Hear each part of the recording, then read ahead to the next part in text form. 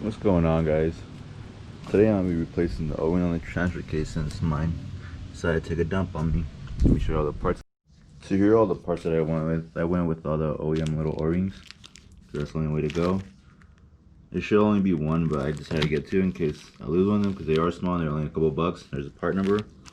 And here's a bigger one that goes around the output shaft, I believe. And then just new crush washers because peace of mind, you know. All new fluids for transfer case and transmission.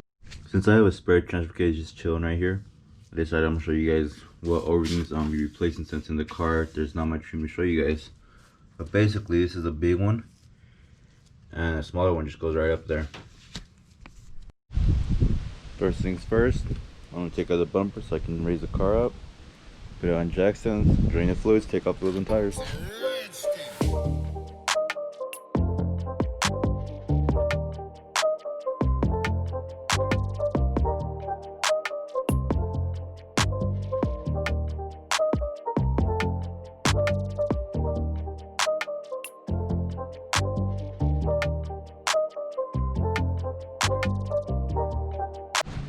So now that we got the car in the air on jack stands, wheels and tires off, we can start going on axles. And before y'all give me crap about my spacer and cut stud going on, I know it's ghetto and it sketches me the hell out every time I drive the car. But yeah, I'm gonna finally do that this winter. Get the extended ARPs and do it right. I've launched a car like this, I've driven it like this. I've driven it over 100 miles in one day on the freeway and it still works though. So that's what I've been doing when I leave the car parked overnight. Just been leaving little puddles and that's bugging the hell out of me. Y'all can see, you guys can't see very well, but right there where the transfer case and transmission meet, it's super soaked. So how I go about removing the axles is start by taking out the center nut. Then you take out your two 19 bolts for the strut, or 19mm nut and bolt on each side. And then once that's done, you can pull this forward, you can pull the axle out from this side. And I found on the passenger side it's a lot easier. Let's see if you can see in there. So I found if you go from the other side with a long fly head or a breaker bar or something like that, something to fly, you can hit it. You can get on the back side of the axle and hammer it out and it breaks it loose. On the driver's side, it can be a little bit harder at times just because it's a little bit funky of an angle to get at. You basically have to go in through here. And like right now, mine was pretty simple, but it's been out a bunch of times. But I found somewhere I've had to fight for them.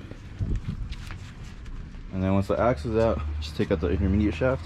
If you need a slide hammer or something like it, just screw it in there and pound it out and it comes right out. So I'm about to take out the transfer case now. It's just this 6 17mm bolts. And there's these 3 down here. Then up top there's 3 more. 5 of them are gonna be pretty short, then there's 1 long one. I'm gonna try to not have to take out the downpipe, but if need be it's just 2 V-bends, so it's not too bad. Well, I got the transfer case off and come to find out, it doesn't have either of the O-rings. The little one's supposed to be right up there. It's right about in the center of the screen. The bigger one's supposed to be on this outer ring right here. Well, I guess there's my oil leak, but it's kind of funny. I mean, I have no one to blame but myself, but it is what it is. Live and learn, I guess. That's time to throw them on and throw it all back together. So I got those O-rings installed, and what I did, we just pour a little bit of grease around them so it slides in real easy. On that top one, I just put a little bit of grease also so it can stay. And then just line up that dowel pin, slide it in. Maybe tap a little bit with the hammer. Put the bolts in and call it a day. Alright, so now I got the downpipe thrown on there. Got both V-bends back on there. Oh, the sensor's connected. Now I'm gonna just swap the fluids. So for the T case, there's just a 17mm bolt right here, and that's the one you take out to fill it. And then for the transmission, same deal. We're right here on the front. That's for the 5-speed. The 6-speed, they are a little bit different, so just be aware of that. Alright guys, cars all put back together, and it's time to move some cars out of the driveway. You take it for a little rip. Alright guys, so decided to give you guys a little drive with the Evo real quick while we're testing it out.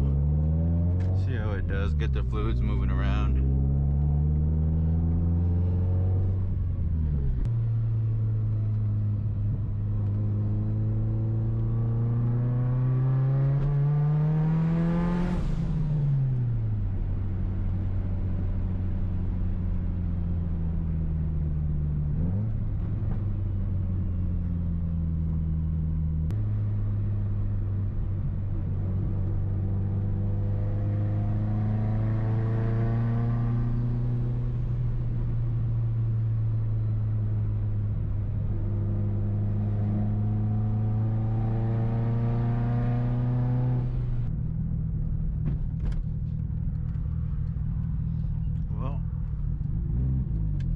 So you guys might get a little pull here.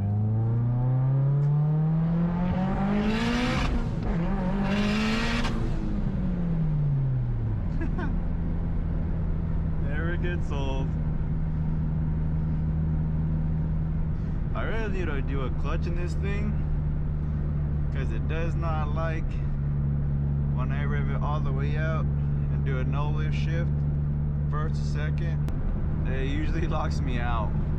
So if I do a no lift from first to second, I either have to do that to lift or short shift it, which is shitty because I mean, no lift when it works is great, but what can you do when your clutch isn't loving the power? Should honestly do a twin disc or a triple. I mean, we'll see how long a single disc lasts.